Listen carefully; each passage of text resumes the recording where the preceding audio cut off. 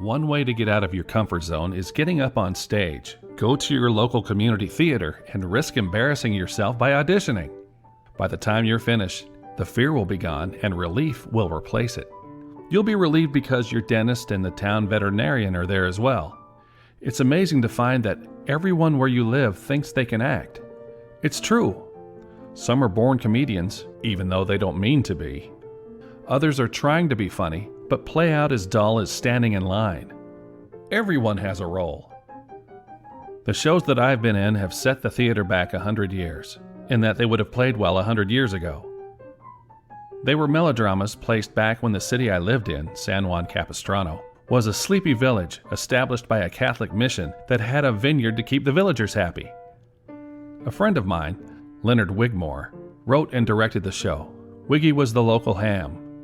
He wore a top hat, monocle, and an ascot as he strode about town with his golden retriever named Cecil.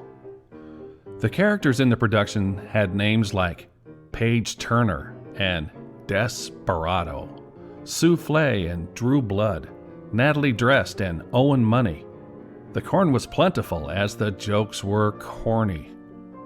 There were foam rubber rocks strewn about the stage and in the theater seats, and it encouraged the audience to throw them at the villain as he plotted and tortured the damsel in distress and the assorted dim-witted townspeople.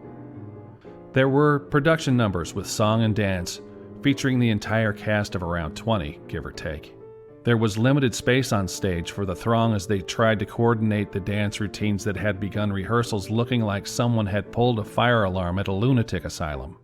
Afterwards, the well-meaning and then overly frustrated choreographer collapsed in exhaustion. By the time the show premiered, 75% of the steps were removed so that the show could begin on time as scheduled. They were all dancing to the most basic of steps, except me and the villain. We stayed at the back and just moved our hands to the rhythm. The songs were less complicated than the dance numbers. The lyrics paid homage to the history of the once small town. That way we amateurs could warble our way through without having to fake having talent.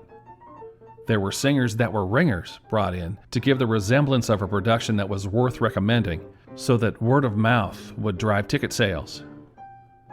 Every town has talent. The Denizens had a regular group of actors that would show up for each audition.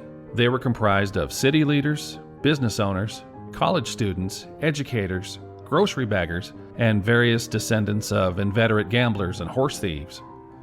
They would voluntarily ply their talents for weeks to rehearse and perform their appointed roles.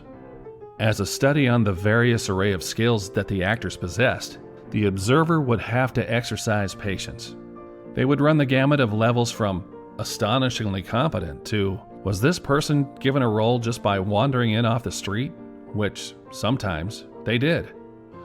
There was one fortuitous feature in that because the show was a complete farce from beginning to end, when the two local newspapers reviewed it, they treated the show like it was one step up from an elementary school recital.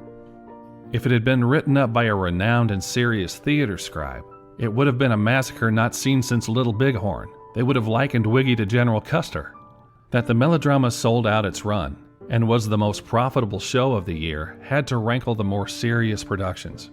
At the annual award presentation, the show wouldn't win anything. As a consolation, the cast would perform badly during the yearly parade that was put on to celebrate Swallows Day, the day the Swallows returned to Capistrano. In the end, everyone was exhausted. They vowed never to do another one of these shows. And then the next show, there they would be again. It takes a special person to get up and put up a show. Special indeed, depending on your definition of special.